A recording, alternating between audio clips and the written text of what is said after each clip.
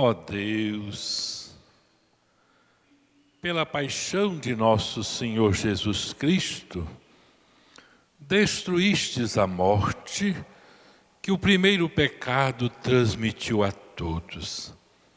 Concedei que nos tornemos semelhantes ao vosso Filho, e assim como trouxemos pela natureza a imagem do homem terreno, possamos trazer pela graça a imagem do homem novo.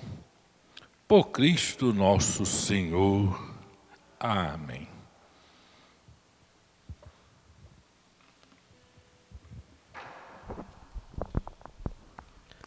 Leitura do livro do profeta Isaías.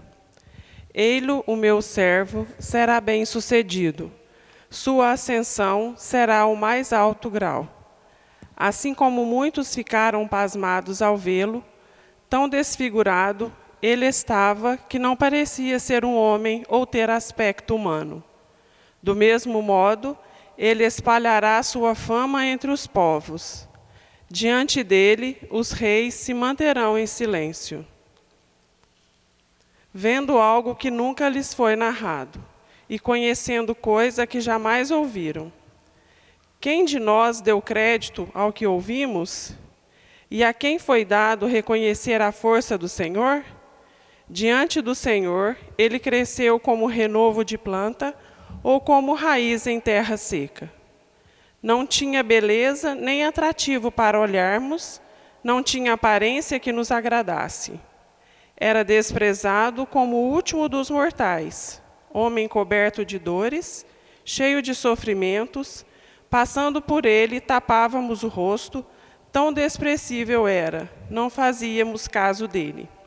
A verdade é que ele tomava sobre si nossas enfermidades e sofria, ele mesmo, nossas dores, e nós pensávamos fosse um chagado, golpeado por Deus e humilhado.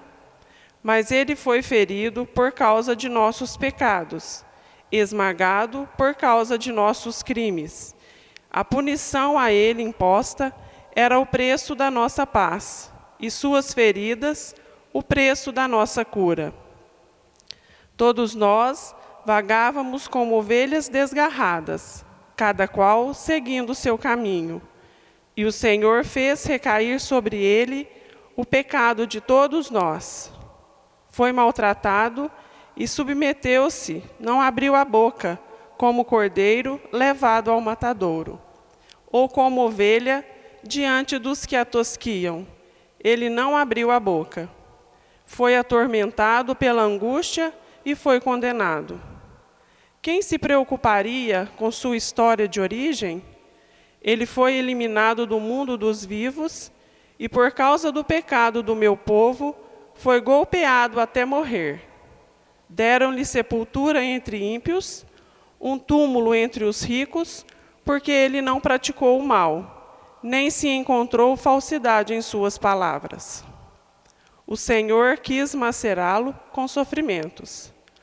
Oferecendo sua vida em expiação, ele terá descendência duradoura e fará cumprir com êxito a vontade do Senhor.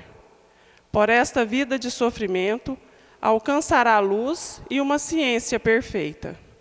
Meu servo, o justo, fará justos inúmeros homens, carregando sobre si suas culpas. Por isso, compartilharei com ele multidões, e ele repartirá suas riquezas com os valentes seguidores, pois entregou o corpo à morte, sendo contado como um malfeitor. Ele, na verdade, resgatava o pecado de todos e intercedia em favor dos pecadores. Palavra do Senhor.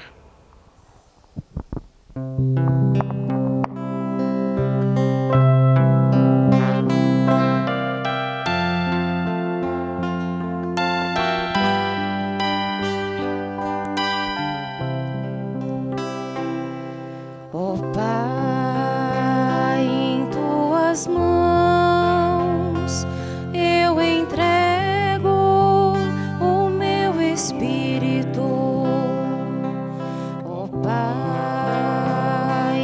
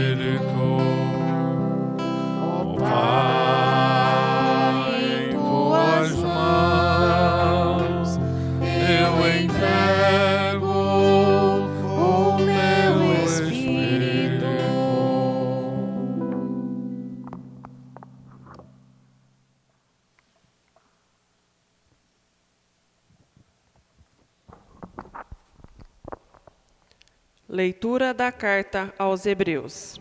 Irmãos, temos um sumo sacerdote eminente que entrou no céu, Jesus, o Filho de Deus. Por isso, permaneçamos firmes na fé que professamos. Com efeito, temos um sumo sacerdote capaz de se compadecer de nossas fraquezas, pois ele mesmo foi provado em tudo como nós, com exceção do pecado. Aproximemo-nos, então, com toda a confiança do trono da graça, para conseguirmos misericórdia e alcançarmos a graça de um auxílio no momento oportuno. Cristo, nos dias de sua vida terrestre, dirigiu preces e súplicas, com forte clamor e lágrimas, àquele que era capaz de salvá-lo da morte, e foi atendido por causa de sua entrega a Deus. Mesmo sendo filho, aprendeu o que significa a obediência a Deus por aquilo que ele sofreu. Mas na consumação de sua vida, tornou-se causa de salvação eterna para todos os que lhe obedecem. Palavra do Senhor. Graças a Deus.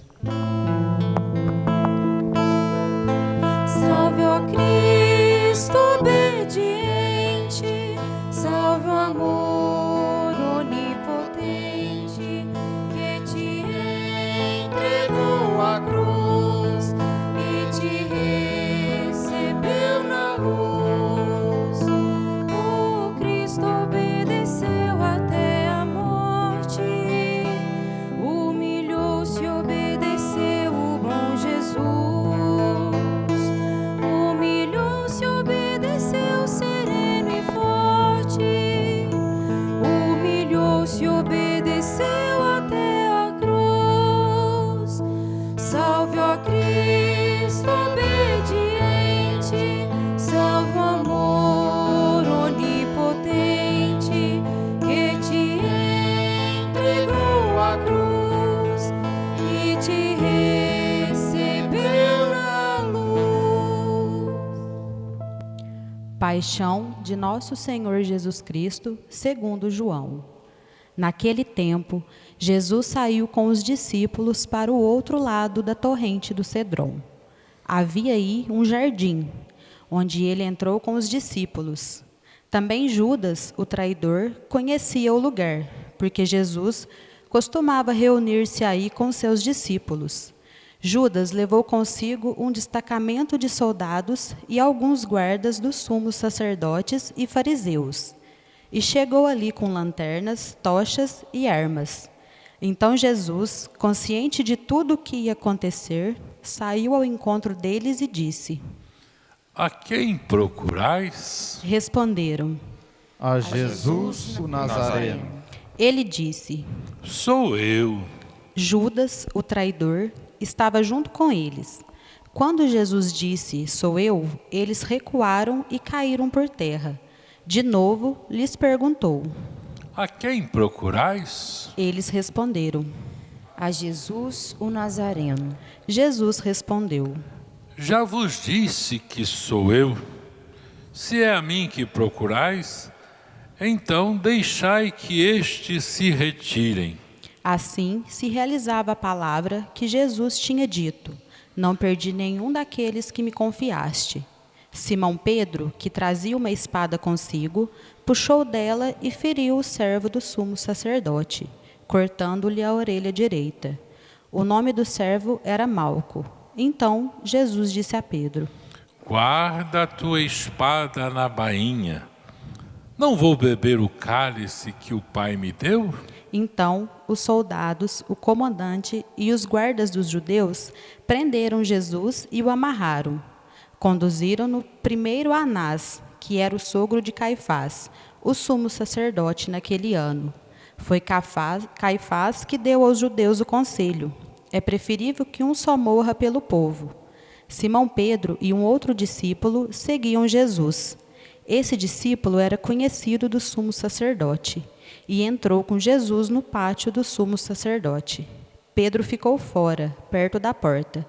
Então o outro discípulo, que era conhecido do sumo sacerdote, saiu, conversou com a encarregada da porta e levou Pedro para dentro. A criada que guardava a porta disse a Pedro: Não pertences também tu aos discípulos desse homem? Ele respondeu: Não. Os empregados e os guardas fizeram uma fogueira e estavam se aquecendo, pois fazia frio.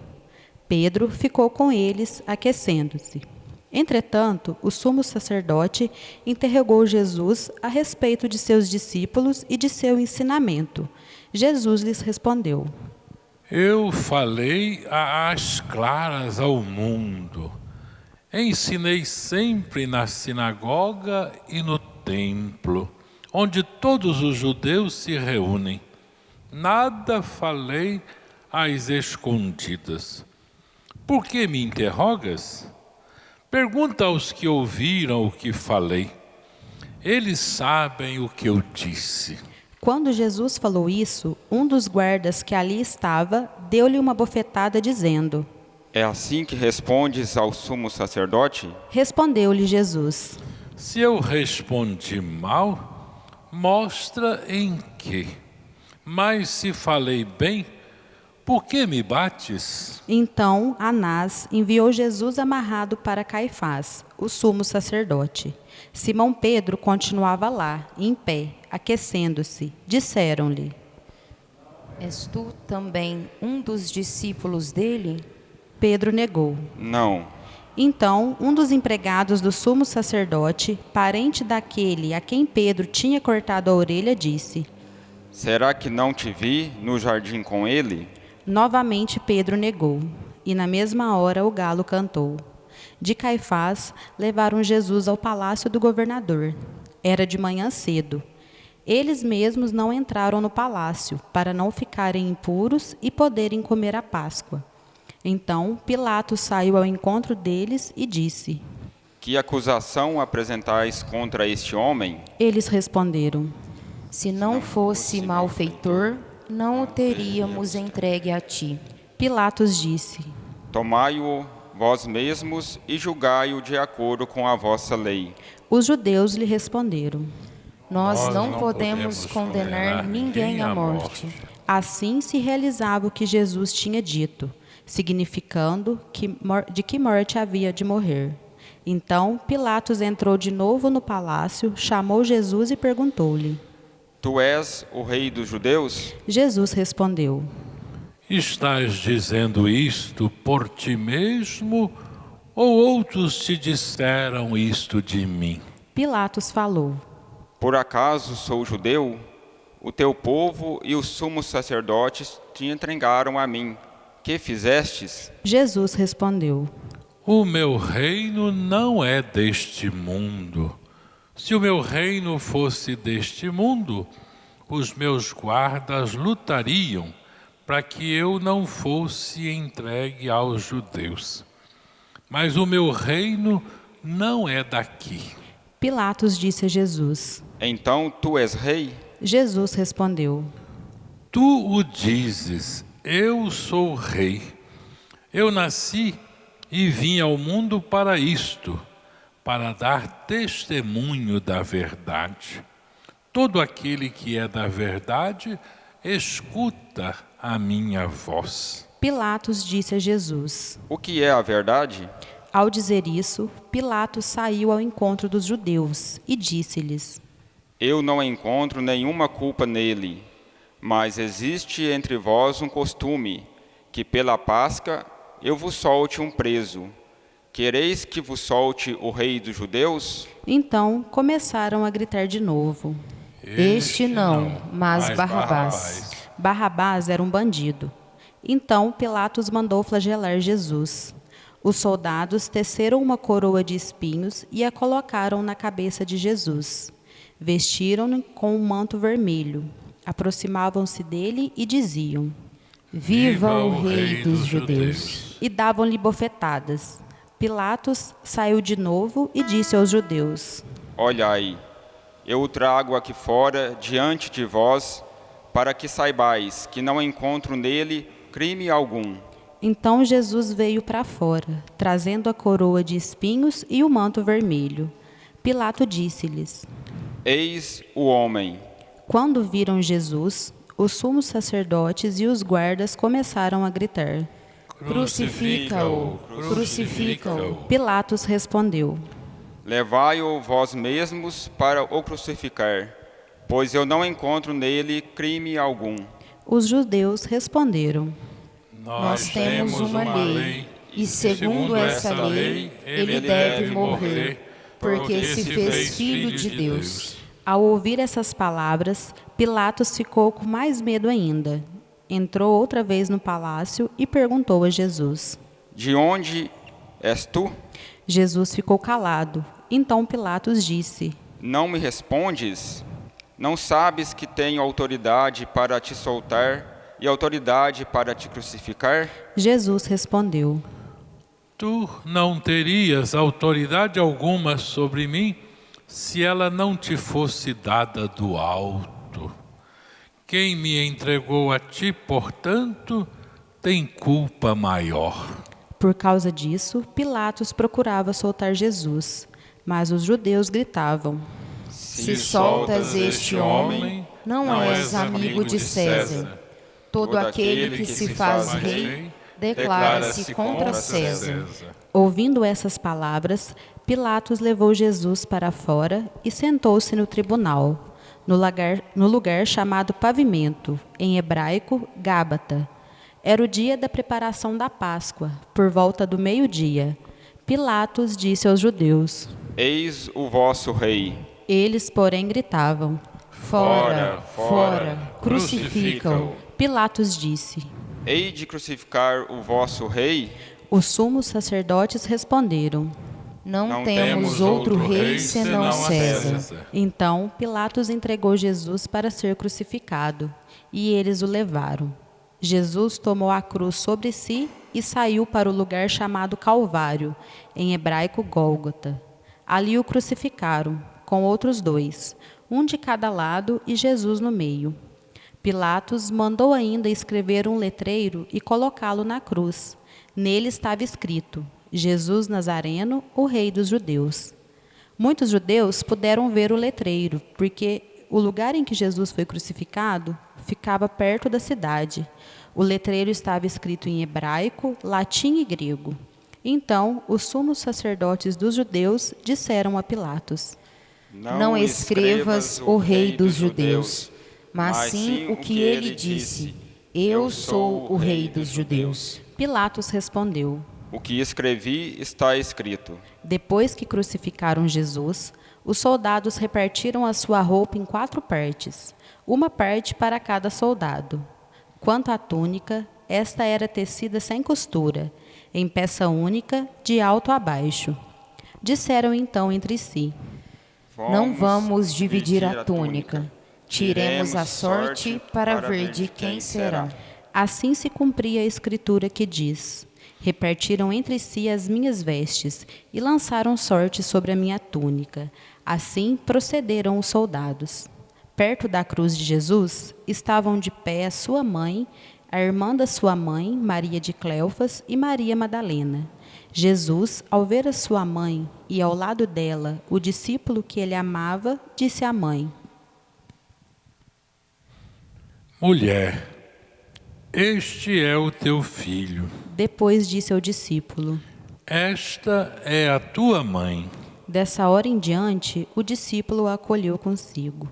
Depois disso, Jesus, sabendo que tudo estava consumado e para que a Escritura cumprisse até o fim, disse: Tenho sede. Havia ali uma jarra cheia de vinagre. Amarraram numa vara uma esponja embebida de vinagre e levaram-na à boca de Jesus. Ele tomou o vinagre e disse: Tudo está consumado. E, inclinando a cabeça, entregou o Espírito.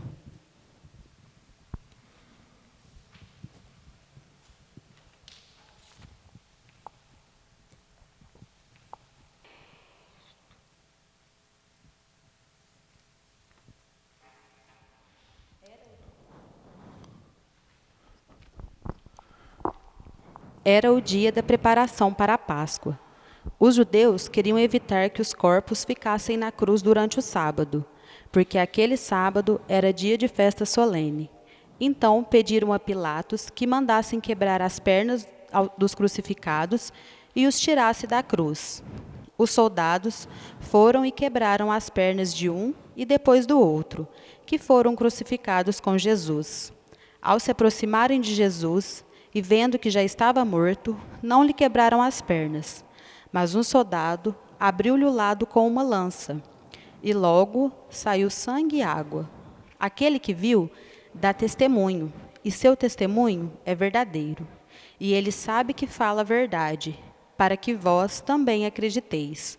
Isso aconteceu para que se cumprisse a Escritura, que diz: não quebrarão nenhum dos seus ossos. E outra Escritura ainda diz: olharão para aqueles que transpassaram. Depois disso, José de Arimateia, que era discípulo de Jesus, mas às escondidas, por medo dos judeus, pediu a Pilatos para tirar o corpo de Jesus. Pilatos consentiu. Então, José veio tirar o corpo de Jesus. Chegou também Nicodemos, o mesmo que antes tinha ido de noite encontrar-se com Jesus. Levou uns 30 quilos de perfume, feito de mirra e aloés. Então, tomaram o corpo de Jesus e envolveram-no, com aromas, em faixas de linho, como os judeus costumavam sepultar. No lugar onde Jesus foi crucificado, havia um jardim, e no jardim um túmulo novo, onde ainda ninguém tinha sido sepultado.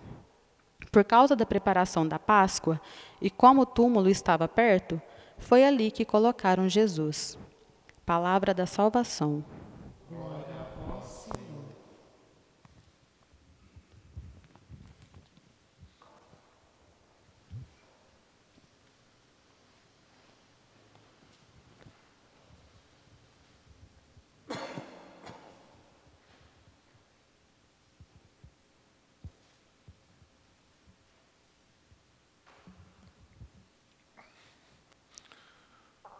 Queridos ouvintes da Rádio Super FM, queridos seguidores que rezam conosco também na sintonia do Facebook da Paróquia do Divino Espírito Santo de Coqueiral. Também os que rezam conosco sintonizando os canais do YouTube. Nesta hora em que nós celebramos a paixão e a morte de nosso Senhor Jesus Cristo, nós fazemos um silêncio profundo e curtimos tamanho mistério de amor. E hoje, nesta liturgia, nós todos que formamos esta Assembleia Litúrgica, somos convocados, convidados para contemplarmos o crucificado e nele buscar a saúde para nossas vidas. O Papa Francisco falou assim que nós imaginávamos que pudéssemos ser saudáveis no mundo que está doente. Então hoje, nessa celebração solene da adoração da cruz, na contemplação do crucificado, eu quero aqui repartir com vocês algumas palavras muito simples, já conhecidas de todos nós. Acho que nós carregamos dentro de nós um veneno que nos contamina, que nos faz, é pior que esse vírus que está aí fazendo uma pandemia. Esse vírus, eu gosto de chamá-lo, aprendi com a catequese na história dos trabalhos eclesiais, que é um veneno que tem o nome de ganância. Esse vírus mata mais do que o coronavírus novo que está aí no pedaço, assolando a todos nós. Essa ganância é muito mais letal de que todos os vírus. Lá antropologia bíblica do livro do Gênesis, lá na primeira página da Bíblia, o autor escreve uma passagenzinha maravilhosa para dizer para nós que o Adão e a Eva viviam de boa no paraíso, mas que eles foram tentados pelo adversário, pelo Satanás, pelos ídolos. A serpente era o símbolo dos deuses dos cananeus, dos deuses falsos, dos ídolos, dos adversários do plano de Deus. Desde os tempos, eu tive uma catequista que era muito sábia, e ela, quando falava para nós de plano do amor de Deus, ela se empolgava. Então Deus, para nos salvar, sempre fez um grande plano. Ninguém tem maior amor do que aquele que dá a vida. Deus sempre nos dá a vida, nos dá o jardim do Éden, nos dá tudo para que a gente tenha vida e vida plena. O Adão e a Eva, portanto, somos nós que eu acho que o grande pecado nosso é justamente esse veneno, o Satanás, a serpente, símbolo da tentação do adversário. A palavra Satanás seduziu, provocou aquilo que nós sofremos até hoje em cada um de nós, a inveja. Eu gosto da definição de inveja que eu aprendi com um amigo meu lá de Ubá, Minas Gerais, o Zuenir. Ele ensinou para mim assim: inveja é sofrer com a felicidade do outro. E aí a serpente tentou-nos, dizendo que se a gente comer do fruto da sabedoria, da árvore do bem e do mal, a gente toma o lugar de Deus, a gente fica no lugar dele. Pecado, portanto, é inveja, sofrer com a felicidade do outro. E o homem e a mulher, portanto, nessa tentação que é de todos nós, ficamos com inveja de Deus e tomamos o seu lugar. Eu acho que é aí que ficamos doentes. É a inveja. Eu aprendi que na doutrina da igreja tem muitos pecados. Diz lá que são 7. 7 é para dizer que são muitos. E lá vocês sabem de cor o nome dos 7 pecados capitais.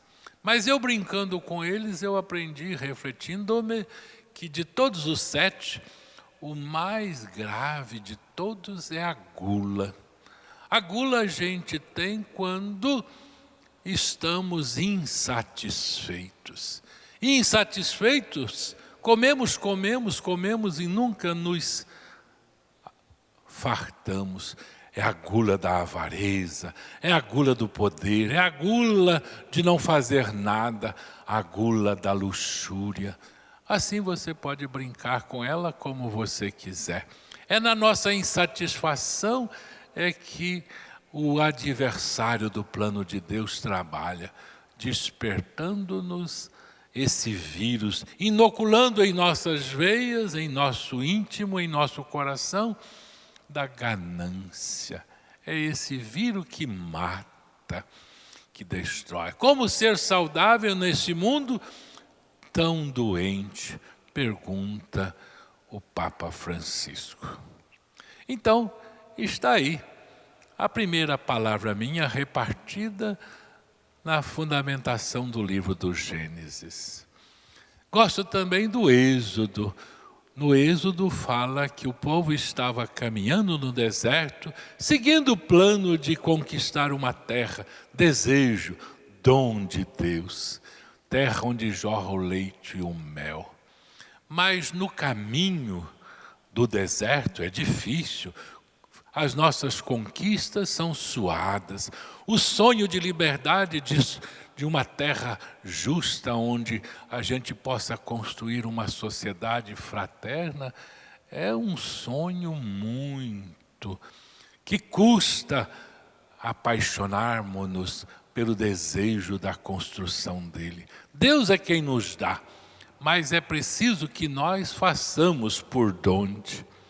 E diz lá o livro do Êxodo que no caminho, no deserto da vida, nós temos uma música na cultura nossa popular que nós cantamos: o povo de Deus no caminho, no deserto andava. Todos nós sabemos cantá-la. Mas diz lá no caminho do deserto, muitas coisas aconteceram, muitas doenças. Teve o cólera, a lepra, a falta d'água, a falta de comida e muitas dificuldades, como nós hoje também temos no deserto da nossa caminhada. Mas é preciso seguir em frente no sonho. Não podemos abortar o sonho da terra prometida. Pois bem, diz lá o texto que no caminho apareceu também, além dos escorpiões, as serpentes do deserto, que picavam as pessoas e as pessoas ficavam com vontade de voltar para o Egito, na condição de escravo, abortando o sonho. As serpentes picavam e as pessoas morriam. Diz lá o livro do Êxodo que então Moisés fez uma serpente de bronze e a pendurou numa vara, numa haste, e a levantou na frente do povo. As pessoas que eram picadas pela serpente, olhando para a serpente de bronze que estava na haste que Moisés fizera, ficavam curados. É simbólico, é catequético, não leiam ao pé da letra. Então, para combater o veneno da serpente, nada melhor do que da árvore. Então hoje a gente contempla o crucificado. Tem uma passagem bíblica que fala assim: se a árvore do bem e do mal lá do jardim do Éden, foi dela que o Adão e a Eva, que somos nós, que quisemos ficar no lugar de Deus, comemos dessa árvore, diz que é desta árvore que fizeram a cruz. Da mesma fruta que entrou a doença na nossa realidade, fez a vacina. Nesses dias de pandemia do coronavírus, nós ainda sofremos porque os cientistas, aqueles que servem à humanidade na ciência, ainda não conseguiram ofertar para nós uma vacina. Eu aprendi com o Vital Brasil, natural lá de Campanha, grande sanitarista da nossa história, de que do veneno é que se faz a vacina. Assim é o soro antiofídico. Pois é, da árvore do pecado, da perdição, da inveja do paraíso, se fez a cruz. E hoje contemplamos o crucificado e é dele que nasce a vacina contra esse vírus que mata muito mais do que todos os vírus, chamado de ganância humana, a gula. Pois bem, eu sou apaixonado desse personagem que apareceu hoje na narração da paixão, o Nicodemos. Jesus foi lá na casa dele, vejam lá no capítulo 3 do Evangelho escrito por São João. E lá na prosa, na casa do Nicodemos, à noite, Jesus falou para o Nicodemos assim: assim como Moisés, levantando a serpente de bronze na haste, as pessoas que olhavam para a serpente ficavam curadas, assim também vai acontecer comigo. Quando me levantarem no madeiro da cruz, eu ofertarei a vacina. E as pessoas que me contemplando na cruz serão curadas. Então hoje, se quisermos curar das nossas enfermidades, esse mundo que está enfermo, se a gente quiser combater e construir um mundo sem enfermidades, precisamos aprender dessa vacina, tomá-la, que é Jesus no Calvário. que dá o seu sangue. É pelo sangue do Cristo, é pela doação, é pela partilha, é pela fraternidade, é pelo amor que a gente vence o mal. Então hoje eu quero aqui, terminando essa minha partilha simples e acho que é já demorada, que vocês voltem lá na Sagrada Escritura e curtam de novo essas páginas que foram servidas para nós. Quero aqui citar para você ter acesso, de poder contemplar com mais tempo. Fiquei encantado com essa passagem do profeta Isaías, capítulo 31, e os versículos, capítulo 52, versículo 13, etc. Vai lá no capítulo 52. Também o Salmo 30, muito bonito cantado. Mas ainda a carta aos Hebreus no capítulo 4, versículo 14 e seguintes. E para terminar, o meu dever de casa para vocês, não tem como vocês, eu já li hoje, proclamei aqui e vou reler de novo. Vale a pena, pleonasmo, reler de novo. Quantas vezes você puder. A narrativa da paixão escrita pelo nosso querido evangelista João, filho de Zebedeu. Então, a paixão está no capítulo 18 e capítulo 19. Leiam os 2 capítulos. Então é assim que eu reparto com vocês o meu carinho, a minha reflexão. É com todo carinho que eu lhes faço. Então agora eu convido vocês para nos unirmos com a igreja do mundo inteiro em oração. Nós vamos fazer agora a chamada oração universal, pedindo por todas as necessidades do mundo. Rezemos, portanto.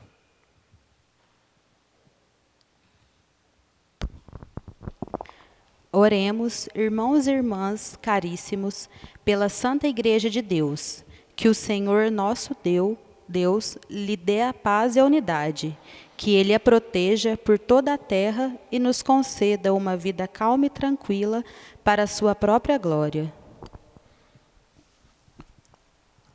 Deus eterno e todo-poderoso, que em Cristo revelastes a vossa glória a todos os povos, velai sobre a obra do vosso amor, que a vossa igreja, espalhada por todo o mundo, permaneça inabalável na fé e proclame sempre o vosso nome, por Cristo Senhor nosso.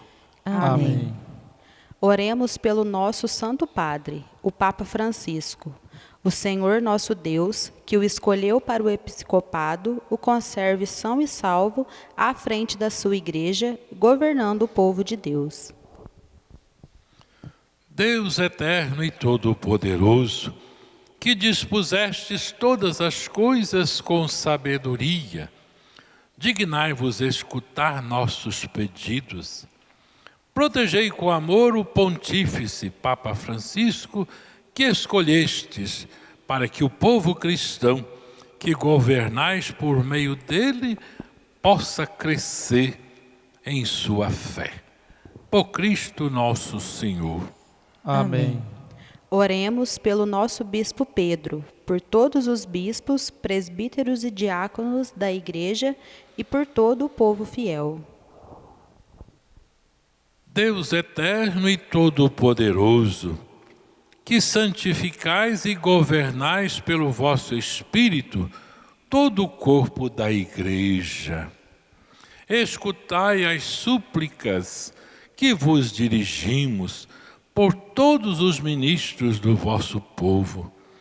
Fazei que cada um, pelo dom da vossa graça, vos sirva com fidelidade. Por Cristo nosso Senhor. Amém. Amém.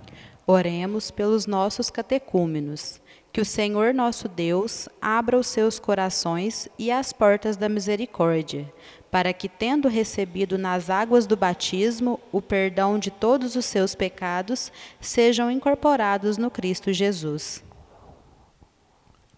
Deus eterno e todo-poderoso, que por novos nascimentos tornais fecunda a vossa igreja, aumentai a fé e o entendimento dos nossos catecúmenos, para que, renascidos pelo batismo, sejam contados entre os vossos filhos e filhas adotivos, por Cristo nosso Senhor.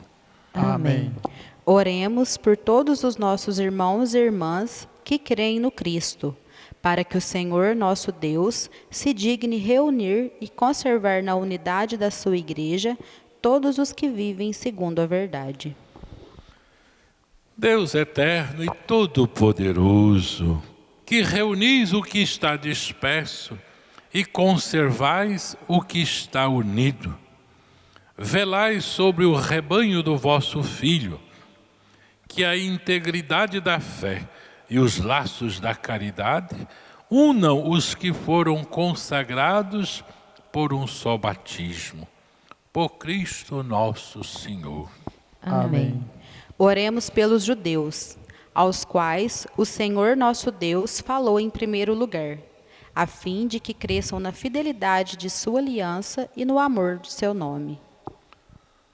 Deus eterno e todo-poderoso, que fizestes vossas promessas a Abraão, aos seus descendentes, escutai as preces da vossa família, que o povo da primitiva aliança mereça alcançar a plenitude da vossa redenção. Por Cristo nosso Senhor. Amém. Oremos pelos que não creem no Cristo, para que, iluminados pelo Espírito Santo, possam também ingressar no caminho da salvação. Deus eterno e todo-poderoso, dai aos que não creem no Cristo e caminham sob o vosso olhar com sinceridade de coração, chegar ao conhecimento da verdade e fazei que sejamos no mundo testemunhas mais fiéis da vossa caridade, amando-nos melhor uns aos outros e participando com maior solicitude do mistério da vossa vida, por Cristo nosso Senhor. Amém. Oremos pelos que não reconhecem a Deus, para que, buscando lealmente o que é reto, possam chegar ao Deus verdadeiro. Deus eterno e todo-poderoso, vós criastes todos os seres humanos e pusestes em seu coração o desejo de procurar-vos, para que, tendo-vos encontrado, só em vós achassem repouso. Concedei que, entre as dificuldades desse nosso mundo, discernindo os sinais da vossa bondade e vendo o testemunho das boas obras daqueles que creem em vós, tenham a alegria de proclamar que sois o único Deus verdadeiro e Pai de todos os seres humanos, por Cristo nosso Senhor. Amém. Oremos por todos os governantes, que o nosso Deus e Senhor, segundo sua vontade, lhes dirija o espírito e o coração, para que todos possam gozar de verdadeira paz e liberdade. Deus eterno e todo-poderoso, que tendes na mão o coração dos seres humanos e o direito dos povos, olhai com bondade aqueles que nos governam, que por vossa graça se consolidem por toda a terra a segurança e a paz, a prosperidade das nações e a liberdade religiosa. Por Cristo nosso Senhor. Amém. Oremos, irmãos e irmãs, a Deus Pai Todo-Poderoso, para que livre o mundo de todo erro, expulse as doenças e afugente a fome. Abra as prisões e liberte os cativos. Vele pela segurança dos viajantes e transeuntes, repatrie os exilados, dê saúde aos doentes e a salvação aos que agonizam. Deus eterno e todo-poderoso, sois a consolação dos aflitos, a força dos que labutam. Cheguem até vós as preces dos que clamam em sua aflição. Sejam quais forem os seus sofrimentos, para que se alegrem em suas provações, com o socorro da vossa misericórdia. Por Cristo nosso Senhor. Amém. Oremos, irmãos e irmãs, por todo o mundo e pelo Brasil, especialmente pelos doentes, pelos falecidos e por aqueles que sofrem alguma perda no contexto da proliferação da Covid-19. Deus eterno e todo-poderoso, na cruz de vosso Filho fomos resgatados, curados e abraçados. Concedeis saúde aos corpos, conforto aos corações de vossos filhos e filhas que sofrem dilacerados com a pandemia da Covid-19. Consolai-nos em nossas perdas e preocupações.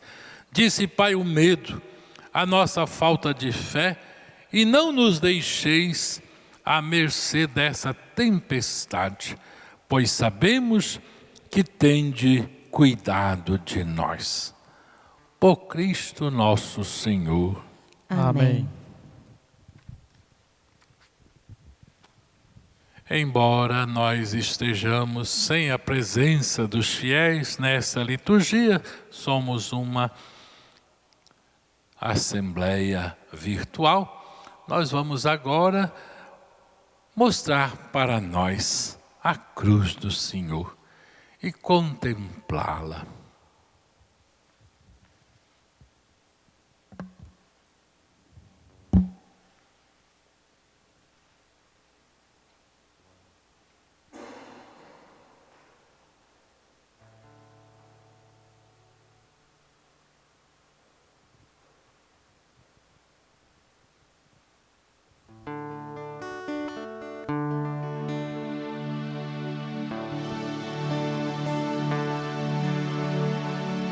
Eis o lenho da cruz, do qual pendeu a salvação do mundo. Vinde, adoremos.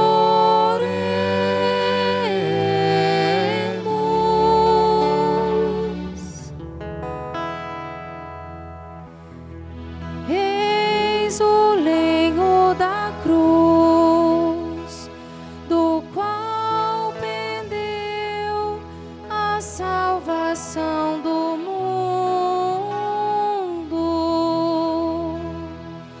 Vinde, adoremos.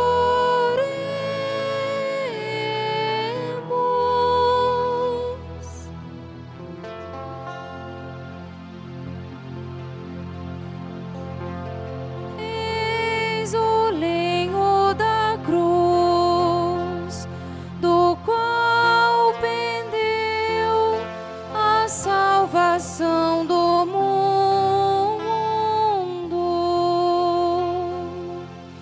Vinde, adoremos.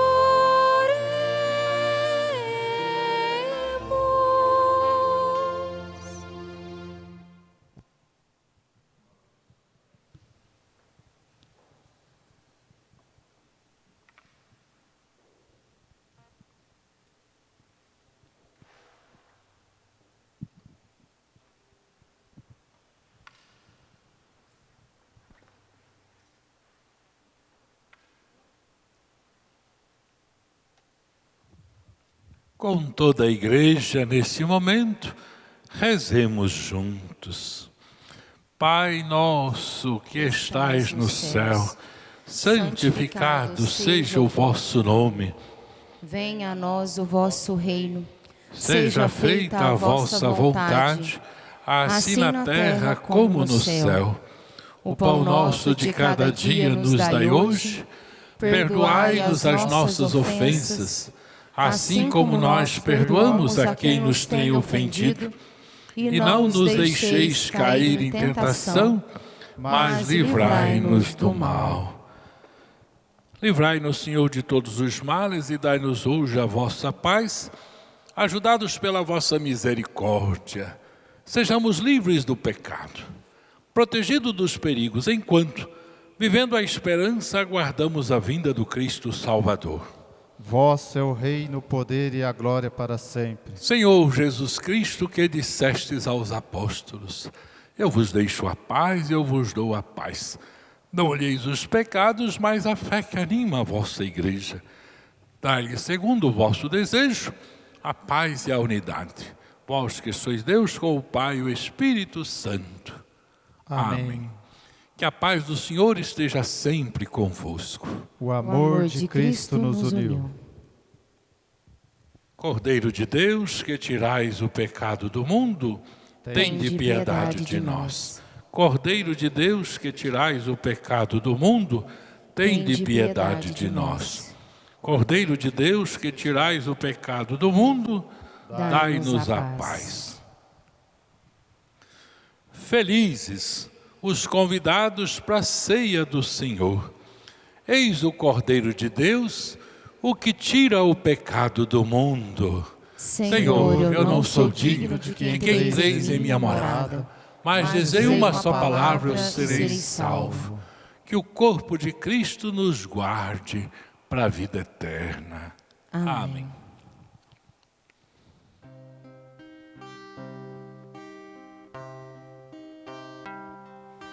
Prova de amor maior não há que doar a vida pelo irmão. Prova de amor maior não há que doar a vida pelo irmão. Eis que eu vos dou o meu novo mandamento: amai-vos uns aos outros como eu vos tenho amado.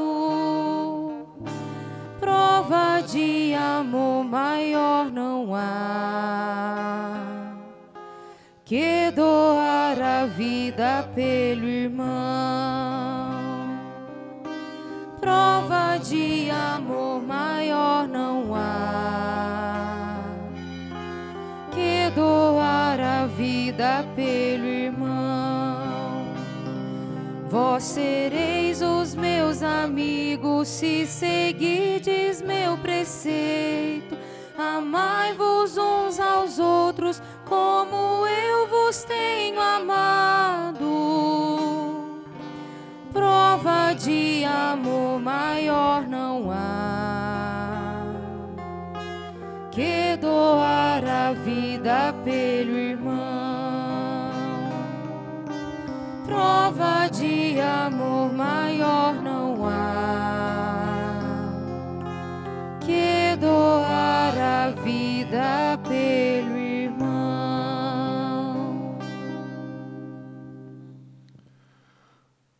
Oremos. Ó Deus, que nos renovastes pela santa morte e ressurreição do vosso Cristo, conservai em nós a obra de vossa misericórdia, para que, pela participação neste mistério, vos consagremos sempre a nossa vida. Por Cristo nosso Senhor. Amém. Hoje é dia de jejum, de penitência, de silêncio. Amanhã também.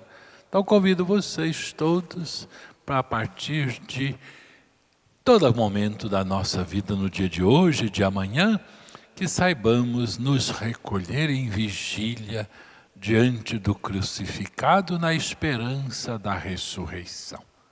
Amanhã, sábado, muito importante, nossa celebração aqui nestes mesmos horários, às 19 horas. Convido vocês para rezar conosco. Nós vamos encerrar essa liturgia da adoração da cruz com esta oração e terminemos em silêncio esta liturgia.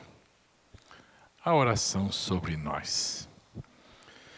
Que a vossa bênção, ó Deus, desça copiosa sobre o vosso povo, que acaba de celebrar a morte do vosso Filho, na esperança da sua ressurreição. Venha o vosso perdão, seja dado o vosso consolo, cresça a fé verdadeira e a redenção se confirme. Por Cristo nosso Senhor. Amém. Amém.